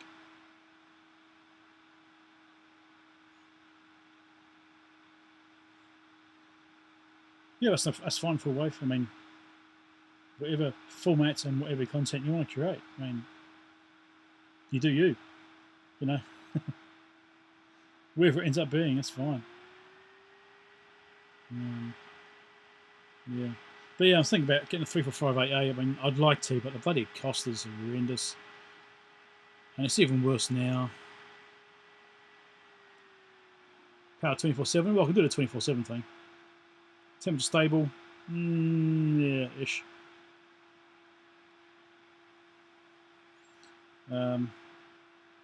Yeah, I think in summer it's probably more likely to be stable because I'll use the air conditioning a lot more and keep it stable that way. But 13,000, yeah, to get 2. It's like, it's just more than I want to spend. What I was thinking I could do actually is probably in a couple of years' time I'll have some more money. I'll have a bit more money to spend, discretionary spending. So I'm thinking in a couple of years' time I'll do something and maybe save up a bit of money and get something big. Got yours for £2.5 grand. Nice. That's a pretty good price. I mean, I've seen them on eBay, but the prices on eBay have probably doubled since the last time I looked at them. Like I was looking the other day, thinking, oh, geez, those prices have gone up a bit, and they're like twice as much as they used to be. It's like, oh, this is ridiculous. And then you don't know what you're actually getting either.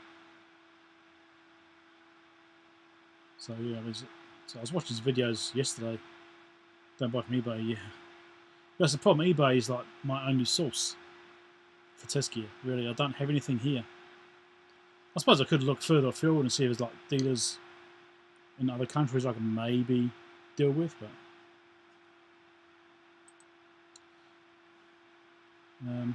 yeah, the black now. The new one's black. Yeah. Well, I did that review with Keysight, that multimeter I did not long ago, and I was talking to Daniel Bognoff about it, and I said, "You don't want to send me a 3458A, do you?" And yeah, I didn't get a response to that for some reason. I'm not sure.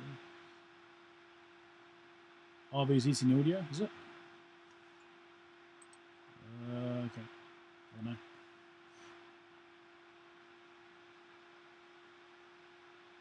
Well, I've been dropping some frames. Maybe that's something to do with it. Yeah, I actually don't like the black faceplates on the new gear that Keysight's doing. I actually don't like it. I actually prefer the lighter colour, the beiges. I actually prefer beige. You know, it's all trending and everyone's copying it. No audio. I've got audio coming out, if I can see.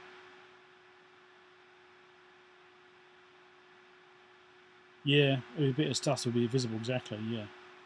I just don't like that, because it makes the room dark as well, you know. If you're trying to have a nice light environment, if it's all dark and dingy, it makes you miserable, you know. Some people are very susceptible to that. So I think having a nice bright, I don't glowing, but you want a reasonable colour. That's why beige is quite a nice colour for that, because it's just off-white enough to be okay. Reset browser, audio okay again. Okay, maybe YouTube glitched a bit.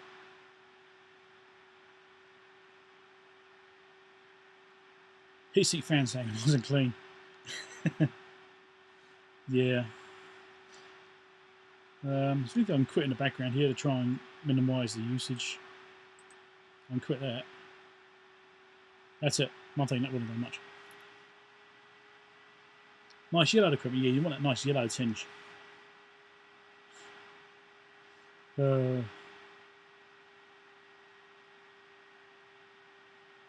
that's 10 for the road. That's not good. Okay, thanks for dropping by, mate. Slow. Thank you, Dave. Time for lunch. Yes, actually, it is time for lunch. You're right.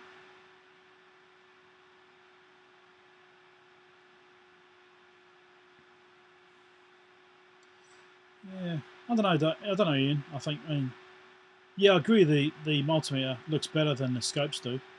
I do agree with that, but I still prefer the old colour scheme. I do prefer the beige. Boring beige, that's me. Yeah. So I've been sort of looking out for things like I said, standing capacitors, standing inductors, standing resistors. So I've ordered another resistor last week, another standard resistor. So now I've got quite a range. I've got one which is right from Mailbag, which I haven't opened yet. I'm not quite sure which one it is. I've got two values there. One hasn't arrived, one has. Not sure which one it is yet. I ordered another one last week, like so. So the plan is to have standard resistors from 0.01 ohms up to 1 mega ohm in decades. That's the standard resistors I'm going to have. So yeah, so you get a reference and I can actually label them up and figure out exactly what the values are and actually have a reference point. Hey Jim, how's it going? And yeah, but standard capacitors, I want to get some like 10 microfarad, 100 microfarad caps, so I'm finding standard caps. When I first started looking at this test gear stuff, there was a guy selling a whole bunch of these standard caps in a box. It's like a case full of these standard caps. And I almost got it, and I really wish now I had. It was actually a good price, like $500, and this is full of these standard caps. I think it's like 1 picofarad up to 1 microfarad or something like that, the whole range. And yeah, I actually keep myself not doing that. That would have been a good buy. Just buy a potentiometer. Keep your coat. Well, you could if you had a 3458A to measure it on first.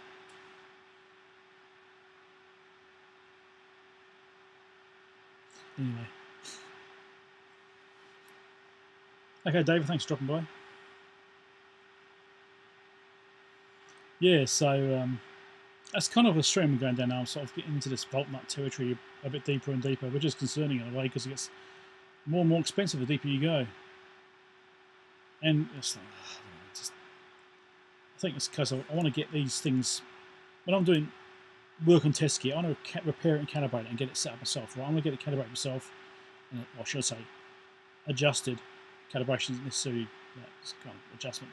I want to do that myself and actually know that the gear I've got is set up correctly. So that means I need to have suitable references to do cross checks and verifications against. So it gives me a better level of confidence about the accuracy specs and setups I'm doing.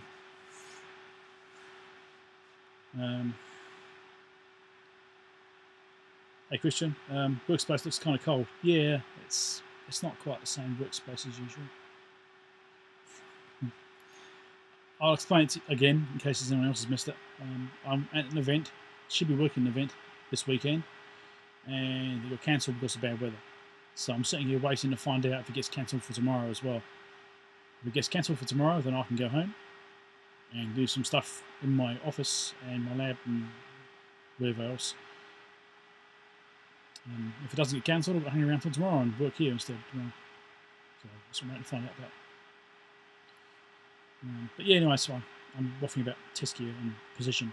So that's why I'm trying to get this whole range of equipment set up. So I've got my Fluke 5450A resistance standard calibrator thing. I've got the standard resistors in a wide range.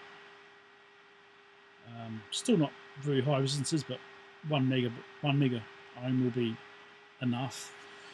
I don't think I need a 10 mega anyway. I think it's good enough with the calibrators. Plus I've got my Datron calibrator, it's got standard resistors in it as well.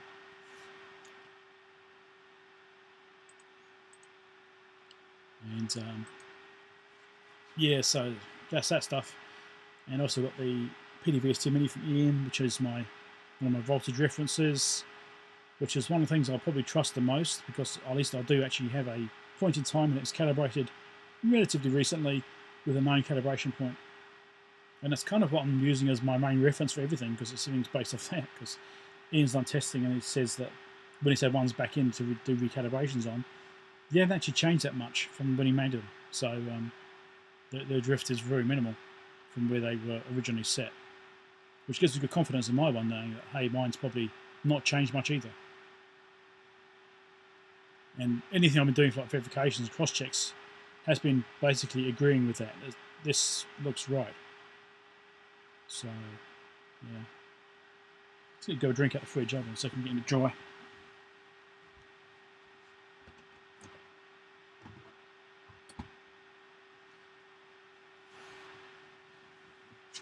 The fridge isn't very far away.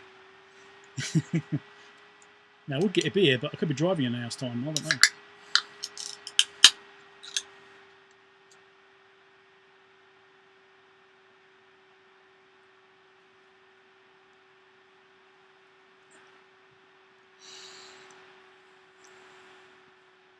You have to hit to the dog. Well, thanks for dropping by, Martin.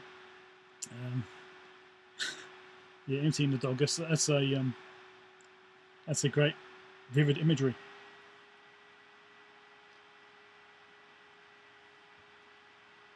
It's got nothing to do with nutting into PowerPoints, no. Oh, I don't know. Yeah. So I think I'm gradually disappearing down this rabbit hole of vault nuttery, as you say. And yeah, so that's why I think I want to get the PC set up with, or a PC set up with GPIB on it, hooked up to my gear, so I can do automated testing and I can do monitoring of drift and stuff like that, and see if I can get some more precision that way and figuring things out.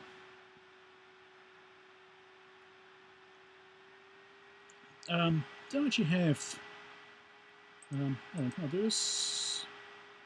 Sorry, no, that's not right. Oh, that's not right. Oh, I think I put an advert in. Sorry, guys. That's a new button. Hold on.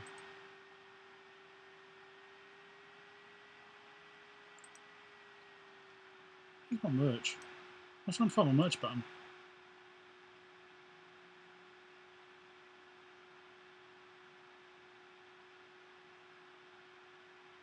I used to be able to put merch in here. Why can't I add merch into this thing? No. Why can't I find that? I can put an advert in apparently. Don't do that.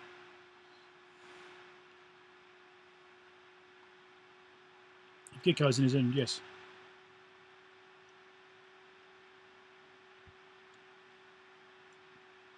Watch a stream crash, yes. Thermal chamber.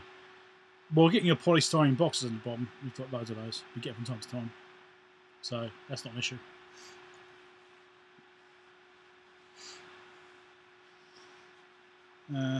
Yeah, to avoid drafts and cables and connections and stuff like that. Thermal EMFs. Oh god, I'm always talking about that. Yeah, I was talking to Marco yesterday actually. I was asking a question about something.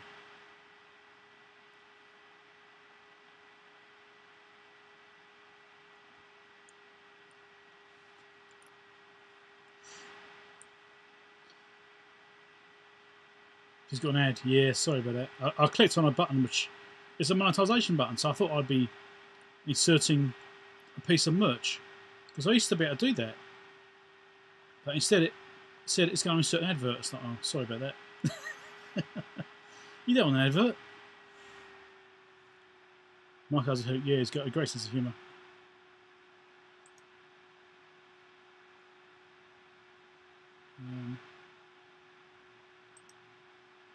Weird. I'm sure I could like pin. I'm sure I could pin merchandise on this thing.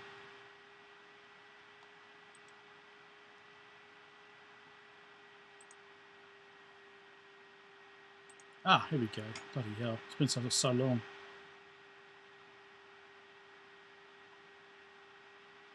Let's try and find this. I'm trying to find something particular. So you're going to see what I'm going about in a minute. Right, give me a second. Let me find this. Where is it?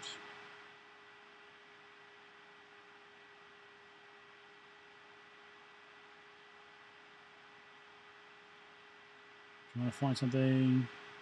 Here we go. Well, maybe that one.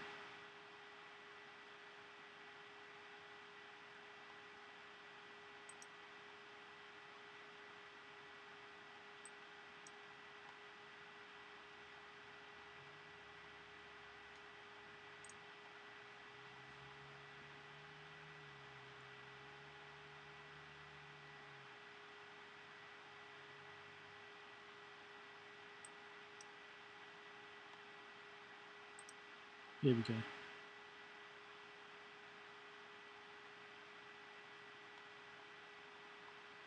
Come on, hurry up, do the job.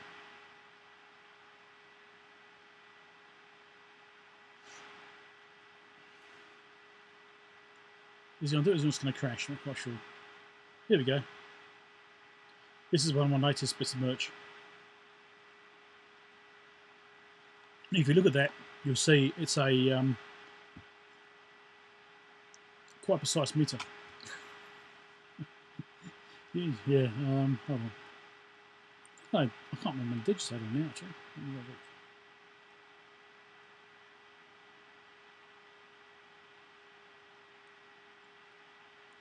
Yeah, here we go. So this answers your thing about needing 9.5 digits, which is this piece of merch is a 9.5 digit display of 10 volts with the last digit being a 1. Just to show you do need 9.5 digits, not 8.5.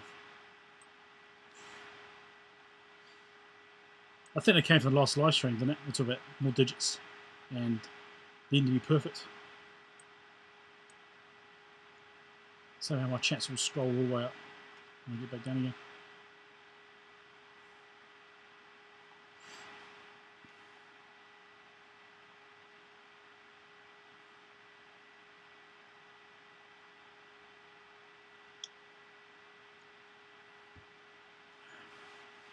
Yeah. Anyway.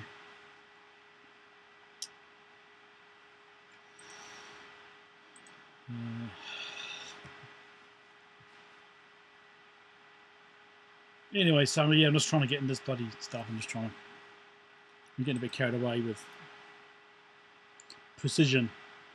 Going down this rabbit hole now is just getting worse and worse. Like, oh, I think I'm finding that I used to have 6.5 digit multimeter. Actually, I started with a 5.5 digit multimeter. Had the Fluke A842A. Yeah, I've still got that. That was really good, that multimeter. It's actually really precise. Considering how old it was, it's still like really good. Then I went to a 6.5 digit meter, which is the Siglent. Then I went to the Datron 1062, number 6.5 digit. Then I got the Soldatron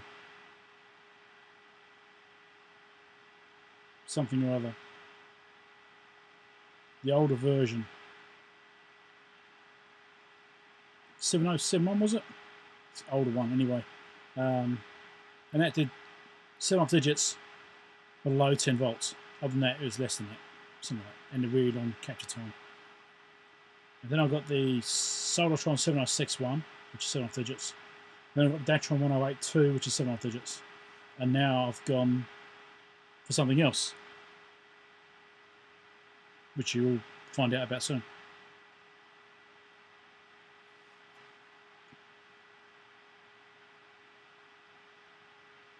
But I think one of the things I've got the most uncertainty about as far as measurements go is AC voltage measurements. Because I've got lots of DC information and DC comparisons I can do. But AC stuff is somewhat harder.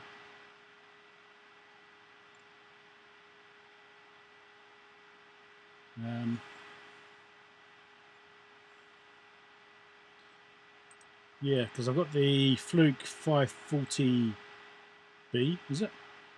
Which is a thermal transfer standard. So you can put DC on one side, AC on the other side, and you can do a comparison because it works out effectively the RMS value. And so if you get the same values, then you know your AC and DC are the same measurement amount, right? So, you know, 10 volts DC versus 10 volts AC RMS will be the same. I did a video on that ages ago. I actually did some work on a live stream. Replaced the mercury battery with a voltage regulator and stuff like that. So, HV3451A, yeah. Those are pretty good meters, really. I was actually tempted to buy one. I almost bought one actually last week, to be honest. I was looking at one, and I thought to myself, do I actually need this? The answer is no. I've also got a Fluke 45 at my other lab as well. Picked it up really cheap, actually. I got a really good price on that one. And I didn't have much wrong with it. It's basically mint condition.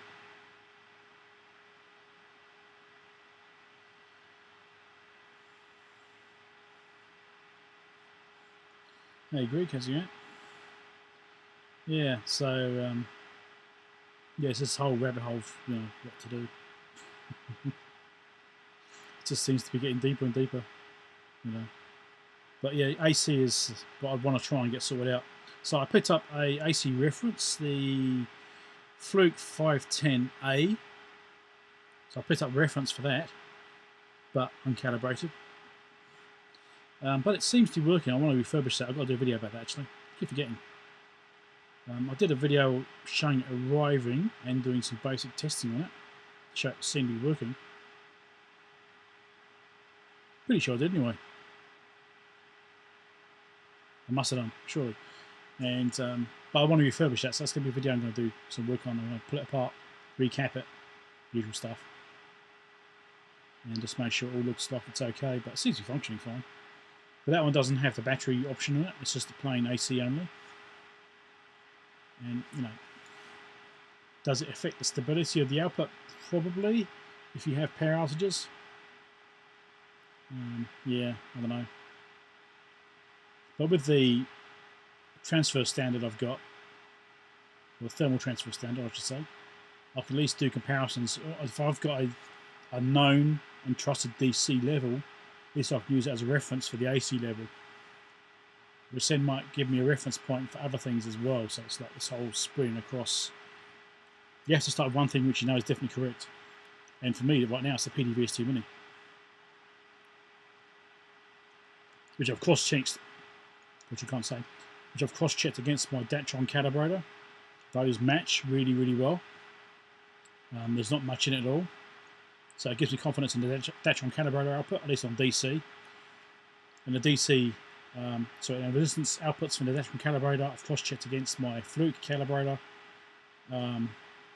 And they correlate quite well in most cases. In one or two which is slightly off. Not quite sure why, which one's wrong, don't know. And obviously I'm going to try and sort out the AC side of it, which means a thermal transfer standard with a good DC source.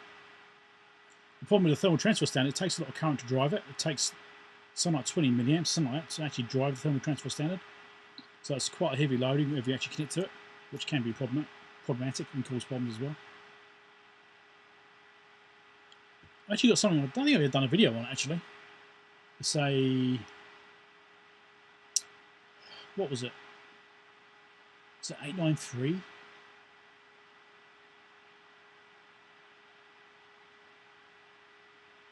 I think it's a Fluke 893 or something like that it was.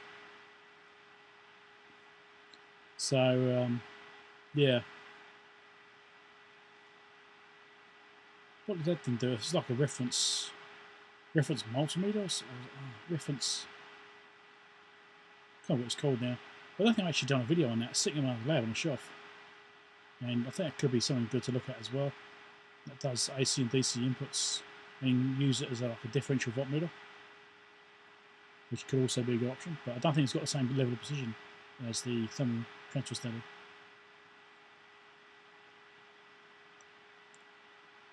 $140, time for a night snack.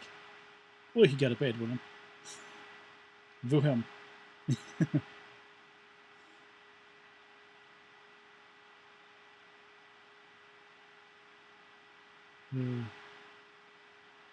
Bought it. What did you buy? What did you buy, Ian? Saw some decent references though to Zs, yeah. Okay, Ian, what did you buy? I must have missed something.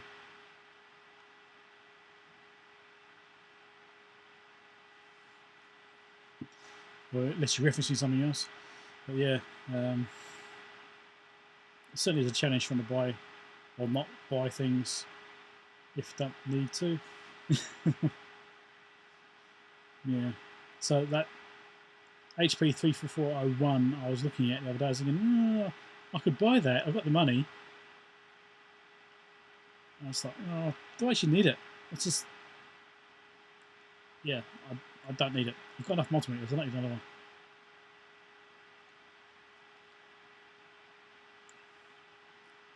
No, just general, right. Back to the refrigerator. Yeah.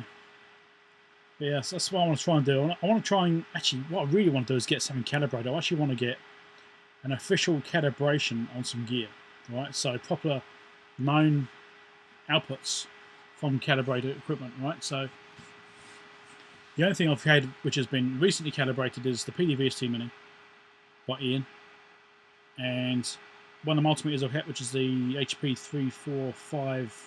3457A, which was calibrated, but then I found one of the ranges was completely out of whack, even with itself. So I was like, well, did they misarrange when they did the calibration, or did they actually just not do it? Or is there something else going on? The rest of it seemed pretty close. So I don't cast it completely because I know it had an issue, right? So it was, one of the ranges was definitely wrong. So I actually want to get more bits and pieces actually officially calibrated. I know exactly where they are, so I've got better uncertainty knowledge of, you know, where the uncertainties are about the actual measurements and how they're sitting, to give you a bit better precision. That's the problem, is I don't know of anywhere near me which starts calibration. So I know there's a place down in Wellington, which is quite a way away. 9-hour drive, something like that. That's a possibility, but I don't want to do that. I don't want to rely on shipping or posting stuff down there. New Zealand Post is great for losing stuff and breaking stuff. So I don't want to post anything expensive.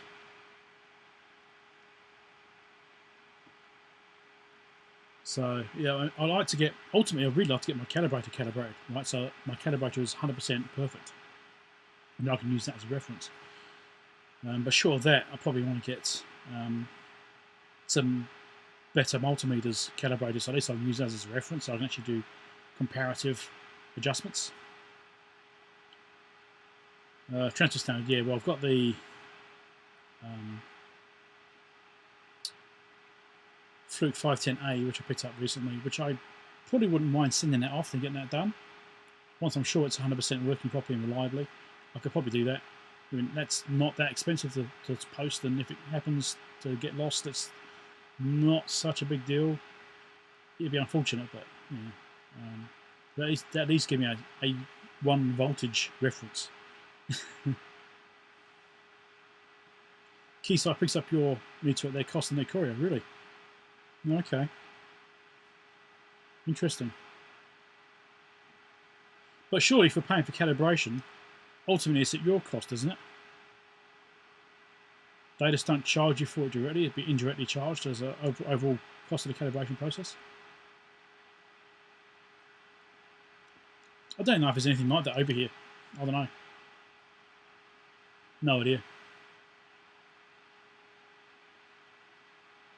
But yeah, so I do want to have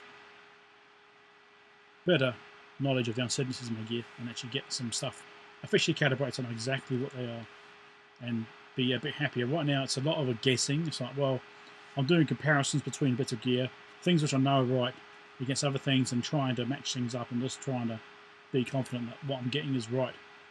And I'm pretty confident, but I don't actually know, and that's the problem. You know, I don't know that, hey, that thing I've worked out to be correct, is it truly correct or not? It probably is, but I don't actually know.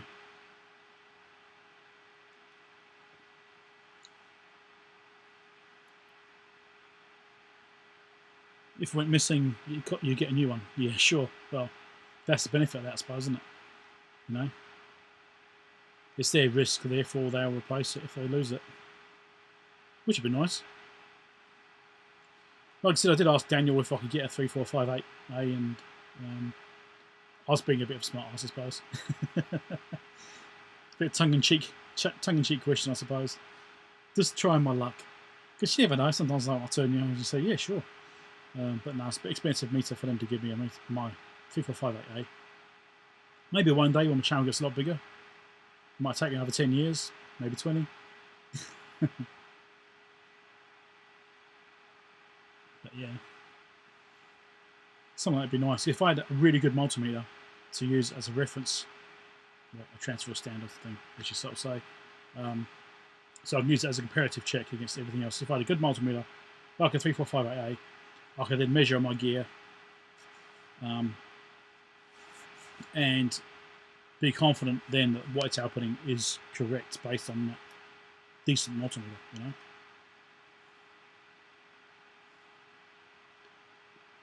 Okay, Andy, catch that. He's dropping by.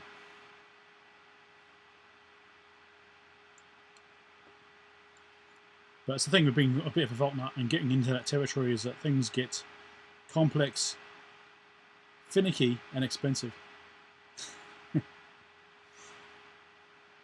Because then, you know, if you have one multimeter, you know exactly what the voltage is.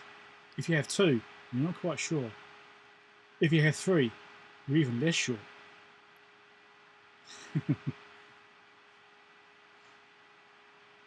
Yeah.